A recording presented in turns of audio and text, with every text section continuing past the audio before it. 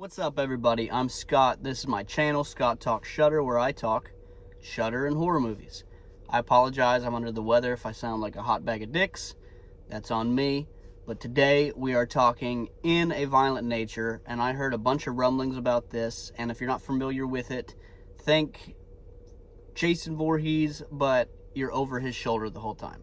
It's his point of view. I've seen it's not spoiling anything in the trailers. You get a good gist of what that is. And there's been a lot of talk. Some people love it, some people hate it, some people like the idea of it more than they actually like it, which is kind of where I could fall at points. But who do I think this is for?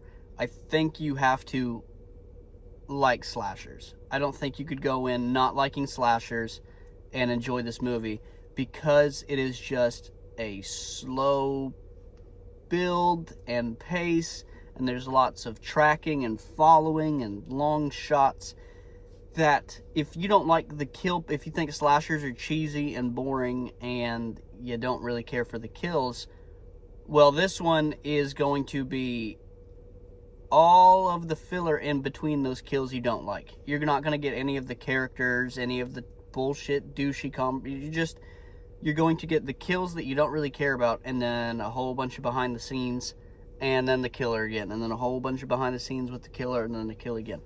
So I think if you're not into slashers, I can't see you getting anything out of this movie. And even if you are into slashers, I could see you not liking this movie too, because you might like the campiness, you might like the characters, you might like the tension of when is the killer going to come, whereas with this film, you're over their shoulders, so you know when something's going to happen, how it's going to happen. There's no real thick tension buildup, and I could see how that could drive people away. So I think this is, if you are into slashers, I think you need to give it a shot. If you like good practical effects, I think you need to give it a shot. If you want to just see something different, I guess if you don't like slashers, this could be something that could be your thing, but it is just a complete 180 of what a slasher is. That's all it is. You're just flipping. So I can't really see someone liking it. And the other target I think would like this is if I was a kid and I did not have a vast knowledge of horror movies yet and didn't know who was what and all the genres in this. I think if I was a kid again and watched this, it would be pretty aggressive and pretty awesome for me.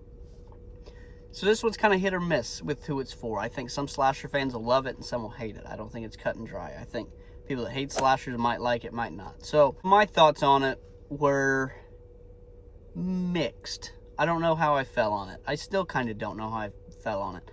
I love the idea of it. I think it's a very cool concept. It's a cool look into the in-between of... It's like if you were watching a behind the scenes of Friday the 13th with Jason. He's just mulling around. You figure out where he's getting his weapons. And it carries the plot along while you do it. So the characters you come up on, you hit all the tropes, which I liked. I'm sure a lot of people will not like that. I thought that was pretty cool. Where you're from his point of view, you hear the kids, we're going to go camping. And then you walk up and you hear another one and someone's gone missing and they're kind of confused about it. Now they walk up and they're panicking and they figured out maybe there's a killer, and now they figured it out, and now they're at the final battle and they're plotting it. So it hits every single beat of a slasher, every beat, but just completely different perspective. And I thought that was pretty cool. And the effects were great. There's a kill that you've probably all heard about, maybe even seen, but there is the yoga kill, and it delivers. This is a top 5 kill that I can think of in recent memory, if not all time. This kill was obviously suspend disbelief, but it was phenomenal. It was brutal. And so the people that like slashers, you're going to get those elements. It's just a matter of the in between that, where do you fall?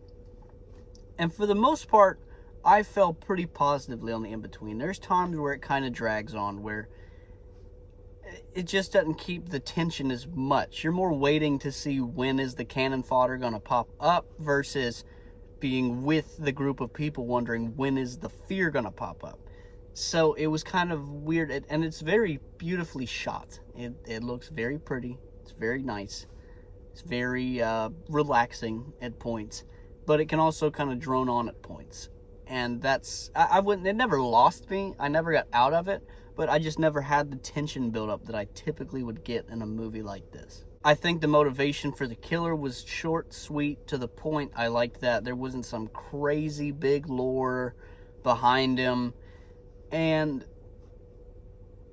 I don't know if this was on purpose or not. I'd like to think it was when I think about the movie. But the actual cast, not the killer, but the people that the killer's chasing, their dialogue is so bad. And it was to the point where through the movie I was debating with myself. I was thinking, is the dialogue bad because they sound like NPCs? It's like, or is it bad because they're bad actors and it's bad writing? Or is it taking another shot at the trope of all these slasher characters, always, all they ever talk about is stupid sex, it's douchey, shitty conversation that no one would ever talk like in real life, no one cares, it's just bullshit. And I could never figure it out. I have no idea if it was on purpose or on accident. If it was on purpose, he did too good of a job because it had me questioning the whole time. If it was on accident, then I guess you get what you get. But I could not tell if the acting was poor and the dialogue was poor just because of what they had to work with, or if it was intentional to make fun of slashers even further, of this is the shitty, campy dialogue that we get all the time. Let's just throw them out there. Because he does weave those elements in of the tropes, and so I don't know if that was a trope or not. But I enjoyed it. Would I rewatch it? I don't think so. I think this is a one-time watch for me.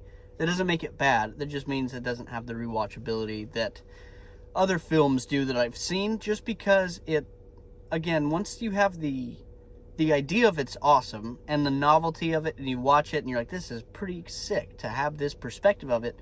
But once that washes away, I don't know if that's going to be there a second time. While I respect it a lot, the rewatchability isn't going to be there for me, but it was a great viewing experience the first time. I think if you like slashers, you're going to be mixed. Some of you will like it, some of you will hate it. If you don't like slashers, I really can't see you liking it. And if you're 12, you'll probably think this movie is badass. And that's not an offense to the people who made it. I'm not saying your movie's for children. I'm saying it is a great starting point into horror, in my opinion. You'd miss the little bits of like what it's making fun of, but that would come in time. And I think watching those films later of making fun of those tropes would actually enhance In a Violent Nature, because it would be new additions and wrinkles to that movie that you already liked that you didn't see.